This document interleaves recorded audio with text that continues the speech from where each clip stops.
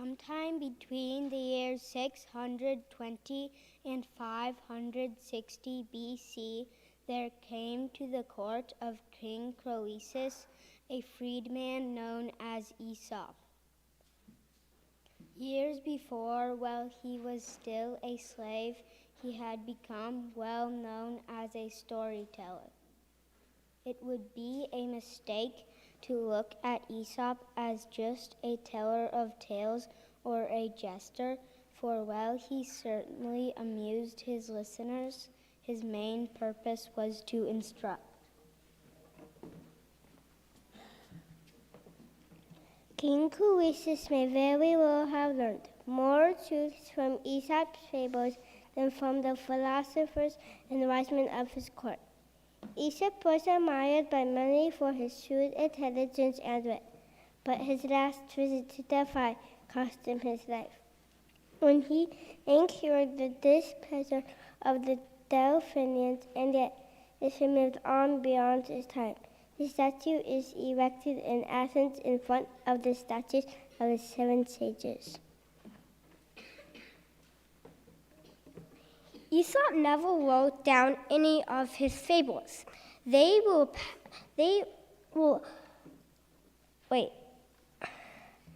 never wrote down any of his fables. They were passed on by oral traditions for centuries. The first recorded accounts that bore his name were not made until nearly 300 years after his death. For generations, it was expected that Athenian gentlemen be able to retell an Aesop's fable. Did Aesop invent the fable? No, he merely used the form of a beast tale, which compared human motives and acts with the ways of the wily fox, timid deer, noble lion, and others, and endowed them with human passions and speech. The fable in those early times was not a child's plaything. It was a primer for the nation.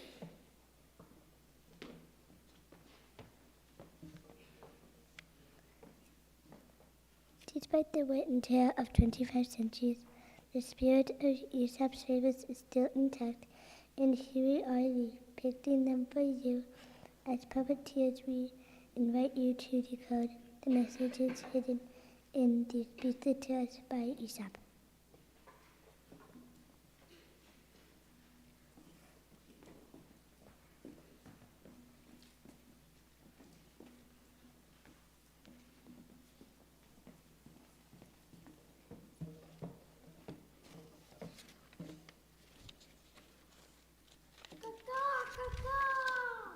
A fox was trotting past a farmyard early one morning when he heard a cock crowing. Ooh, I may very well be hungry, and I may very well be entertaining thoughts of having a delicious rooster for breakfast. Upon investigation, the fox found that a cock was perched in a tall tree far out of reach of anyone who might be entertaining thoughts of having him for breakfast. Why, cousin Cock, what a pleasure it is to see you. Won't you come down and let me greet you properly? Why, I would love to, Cousin Fox, but as you know, there are some animals who like nothing better than to seize me and eat me. The cock was no fool. Why, my dear cousin, do you mean to say you haven't told the news? News? What might the news be? All the animals have agreed to live forever in peace with one another. While the fox was speaking, the cock kept craning his neck as though he could see something very interesting in the distance. Naturally, the fox was consumed with curiosity. Cousin, what in the world do you see that is so very interesting? Oh, nothing much, just a pack of hungry hounds heading in this direction, coming at a fast clip. Ooh, please excuse me. I just thought of something I'd forgotten. What's the hurry? I was just about to come down for a chat. You don't mean to say that you have any thing to be afraid of now that you know about the wonderful peace plan. Well, maybe those hounds haven't told about it yet.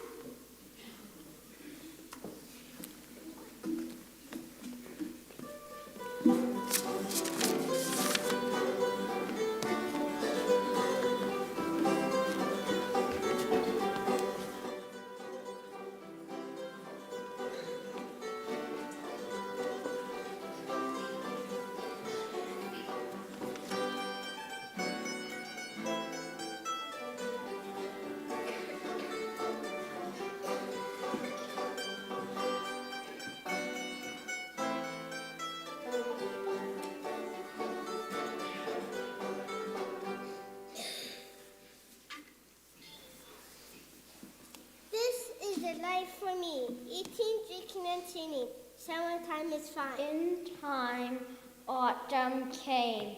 The days became shorter and frosty.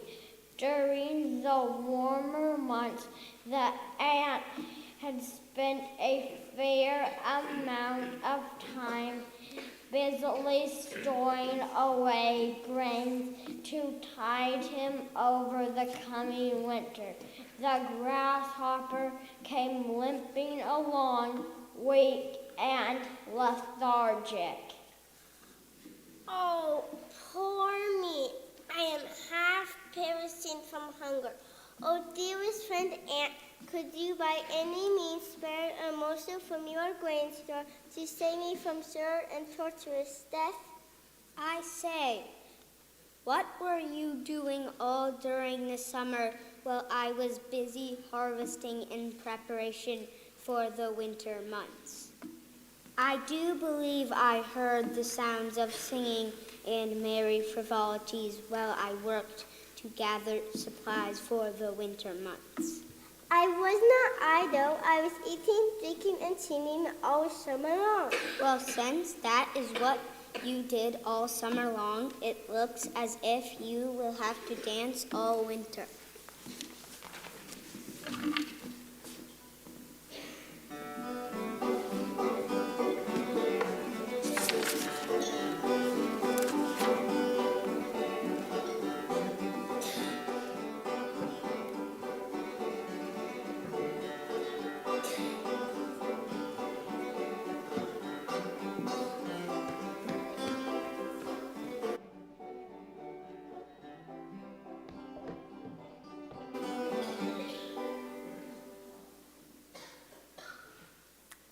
There once were two mouse cousins, one who lived in the town and one who lived in the country. One day the country mouse invited his cousin to come and visit him at his home in the fields. Please sit down, town mouse cousin. I have prepared a fine dinner of beets, wheat kernels, barley corns, and roots, the latter of which has a distinctly earthly flavor. The town mouse turned up his nose at the country fare. Country mouse, this food is not much to my taste.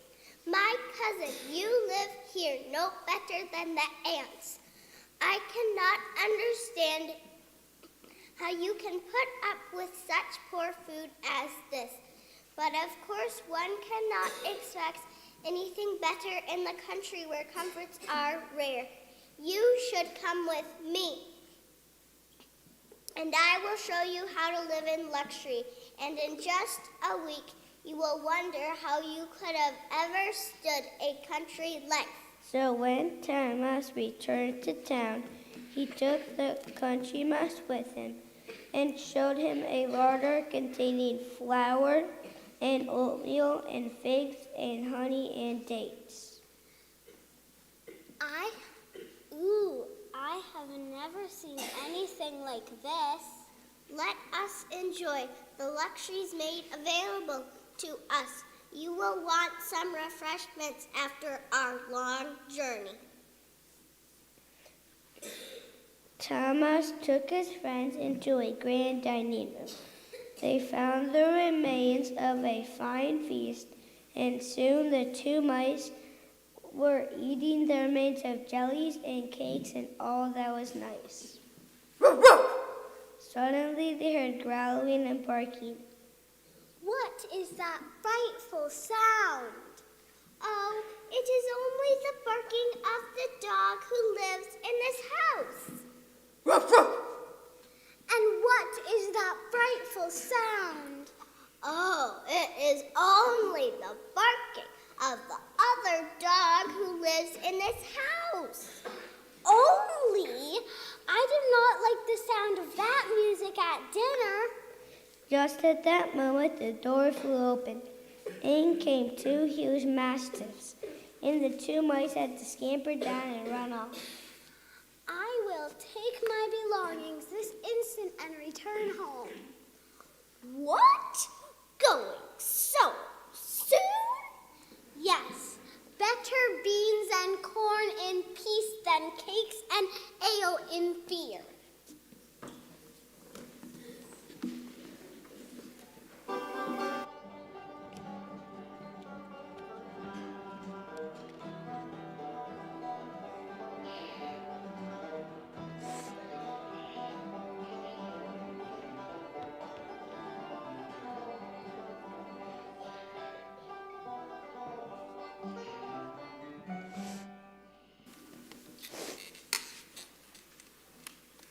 Tortoise! Tortoise! Tortoise! There once was a hare who continually poked fun at a tortoise because of the slowness of his pace. Tortoise, do you not know how to move any faster? Are you the slowest creature in the forest? The tortoise tried not to be annoyed by the jeers of the hare, but one day he was goaded into challenging the hare into a race. Here, you have ridiculed and mocked me for long enough. Enough, I say. We shall see tomorrow who crosses the finish line first. Why, this is a joke. You know that it can run circles around you. So the course was set, and the fox was chosen as judge. He gave a sharp bark, and the race was on. Almost before you could say scat, the hare was out of sight. The tortoise plodded on along at his usual unhurried pace, one foot in front of the other. Speed of the puma, step of the bear. Speed of the puma, step of the bear. Speed of the puma, step of the bear. Where is that waddler? How long am I to wait? The hare waited for a long time until he began to grow sleepy. I'll just take a quick nap in this soft grass. In the cool of the day, I will finish the race. So the hare lay down and closed his eyes. Speed of the puma, step of the bear. Speed of the puma, step of the bear. The tortoise plodded on. He passed the sleeping hare and was approaching the finish line when the hare awoke with a start. Oh, tortoise race must run. Oh dear! Alas, I slept soundly through all the faithful efforts of the tortoise. It was too late. Much ashamed, hare crept away while the tortoise was proclaimed the winner.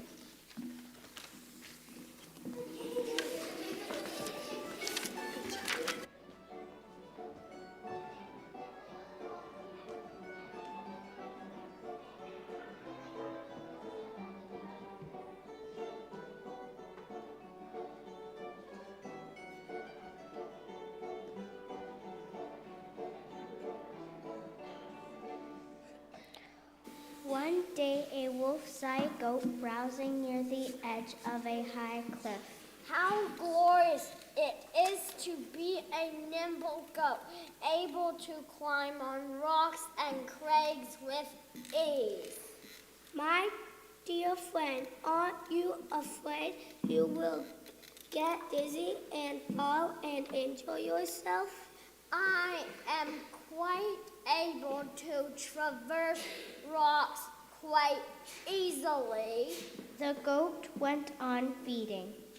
I say, isn't it terribly windy up there, so high with no shelter from the gales and gusts? The air is crisp and clear up here. The goat went on plucking the grass with his muzzle. Besides, I am sure that you will find the grass far sweeter and exceedingly more abundant down here in the lowlands. Are you quite sure, friend Wolf, that it is my dinner that you are so solicitous about and not your own? And so the wolf was dismissed by the discerning goat.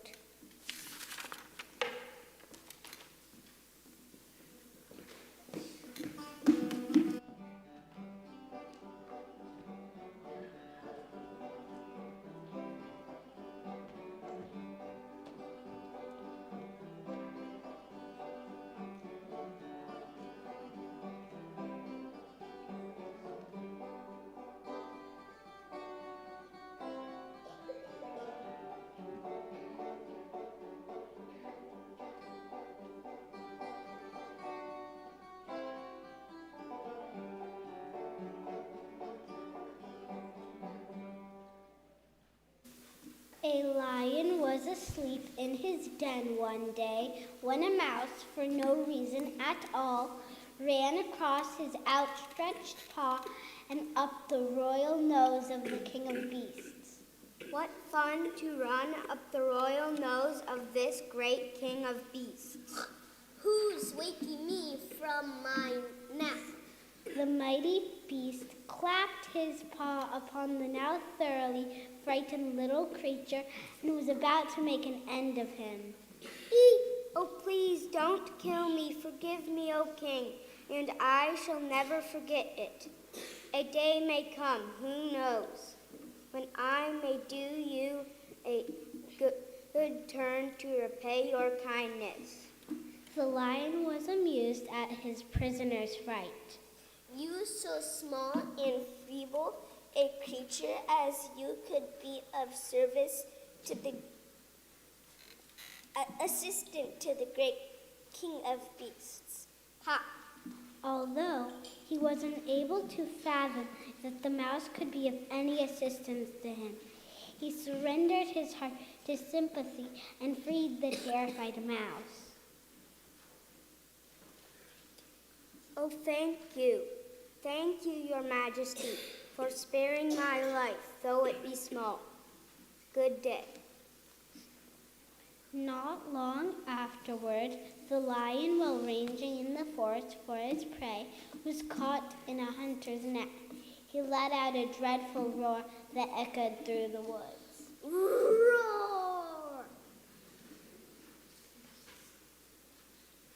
I recognize the voice of my former preserver and friend.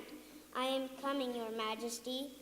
I am coming to return the good favor that you previously bestowed upon me. The mouse ran to the spot where the lion lay tangled in the net of ropes, in dismay for the impending loss of his life. Well, your majesty, I know you did not believe me when I said that I would return your kindness, but behold, here is my chance. Without further ado, the mouse set to work to nibble with his sharp teeth at the ropes that bound the lion. Soon he was able to crawl out of the hunter's snare and be free once again. I am indebted to you, little mouse. Thank you for saving my life. I simply didn't have it in me to see that so small a creature as you could be of service to so great a creature as I.